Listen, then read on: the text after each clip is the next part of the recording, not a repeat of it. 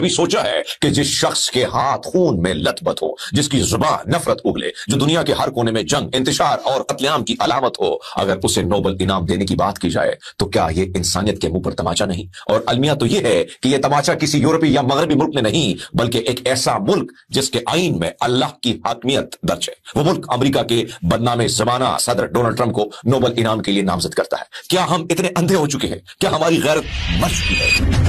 یہ وہی Donald Trump ہے جس نے غزہ میں بہتے ہوئے خون پر، شہید بچوں کی لاشوں پر، مسمار گھروں پر اور بے گناہ فلسطینیوں کی چیخوں پر ویٹو کی مہر لگائی، اقوام متحدہ کی سیز فائر قراردادوں کو رد کر دیا تاکہ بمباری کی آگ بجھنے نہ پائے، تاکہ فلسطینی نسل کشی کا عمل جو ہے وہ بے روک ٹوک جاری رہے۔ یہ ٹرمپ تھا جو امن کو ویٹو کر رہا تھا اور جنگ کو آزادی دیتا رہا، اور اب وہی ٹرمپ اسرائیل کو ایران کے خلاف کھلی چھوٹ دے چکا ہے۔ آج جو ایران کے خلاف ایک نیا محاذ کھولا گیا ہے جس میں اسرائیلی حملے، سائنسدانوں کی ٹارگٹ کلنگ اور بین الاقوامی قوانین کی دھجیاں اڑائی جا رہی ہیں، یہ سب کچھ ٹرمپ کی پالیسیوں کا تسلسل ہے۔ ٹرمپ نے ہی ایران کے ساتھ کیے گئے نیوکلیر معاہدے سے یک طرفہ طور پر انخلا کیا، جس سے مشرق وسطی میں کشیدگی بڑی، عالمی اعتماد ٹوٹا اور جنگ کے بادل دوبارہ منڈلانے لگے۔ ٹرمپ نے صرف مشرق وسطی نہیں، پوری دنیا کو ہلا کر رکھ دیا ہے۔ پیناما کینال کو امریکی کنٹرول میں لینے کی دھمکی دی، گرین لینڈ جیسے آزاد علاقے پر قبضے کی خواہش ظاہر کی۔ یہ صرف دعوے نہیں بلکہ وہ سرکاری بیانات ہیں جن پر عالمی برادری نے ماتھے پر ہاتھ رکھے۔ اس نے دنیا بھر کے ممالک پر تجارتی جنگ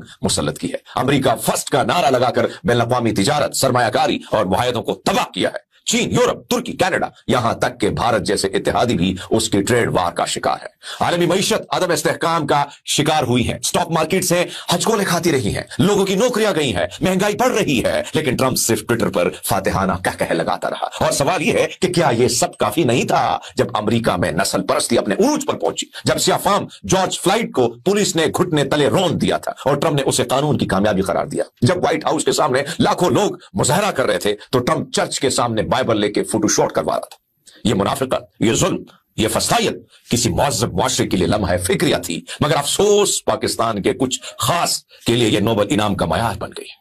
ٹرمپ نے 2017 میں 2021 کے درمیان شام میں ہزاروں فضائی حملے کیے۔ ان حملوں میں داعش کے ٹھکانوں کے ساتھ ساتھ عام شہری، عورتیں اور بچے بھی نشانہ بنے۔ اقوام متحدہ کے مطابق صرف امریکی اتحادی حملوں میں 1000 سے زائد بے گناہ شہری مارے گئے ہیں۔ 2018 میں شام پر میزائل حملے کا حکم خود ٹرمپ نے دیا، جسے دنیا نے بین الاقوامی قانون کی کھلی خلاف ورزی قرار دیا۔ یمن میں سعودی عرب کی سربراہی میں جاری جنگ میں ٹرمپ نے نہ صرف امریکی اسلحہ بیچا بلکہ انٹیلیجنس ٹارگٹ ڈیٹا اور فوجی سپورٹ بھی فراہم کی۔ اس جنگ میں اقوام متحدہ کی جو رپورٹ ہے اس کے مطابق تقریباً 10,000 سے زائد معصوم شہری مارے گئے، جن میں بچے، خواتین اور بزرگ شامل تھے۔ کئی اسکول، بسیں، جنازے، شادی ہال اور بازار امریکی بمباری میں نشانہ بنے، اور خاموشی سے ان کا کریڈٹ ٹرمپ کے دستخط